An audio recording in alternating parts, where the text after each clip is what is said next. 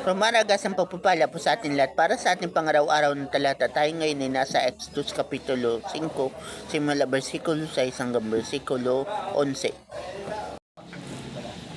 Nang araw ring yaon, ipinatawag ng Paraon mga tagapangasiwang Ehipsyo at ang mga kapatas na Israelita. Sinabi niya, huwag na ninyo silang bibigyan ng dayaming gamit sa paggawa ng tisa. Hayaan ninyo sila ang manguha ng gagamitin nila at ang dami ng gagawin nila ay tulad din ng dati. Huwag babawasan kahit isa. Natatamad lang ang mga iyan kaya nagpapaalam na maghandog sa kanilang Diyos.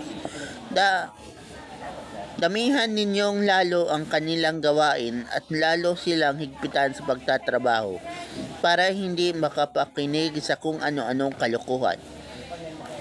Pagkasalita ng Paraon, lumakad ang mga tagapangasiwang Ehipsyo at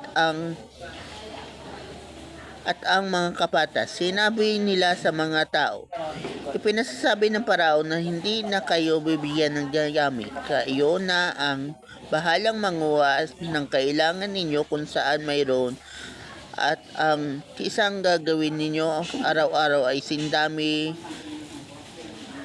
na rin ng dati. Sa passage na to, mababasa natin yung kahigpitan o yung cruelty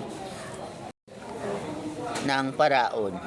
At syempre, sumunod naman yung mga Egyptians na slave master. Kaya yung mga Israelites ay na-oppress.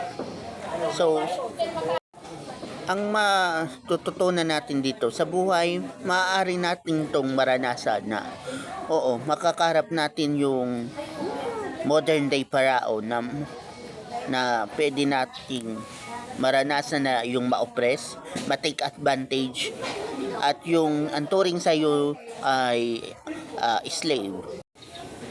So, sino ang naging Paraon sa buhay mo? Marahil boss mo o yung gobyerno mo o kung sino man. O baka isang organization. Pero huwag ka mag-alala. God is in control.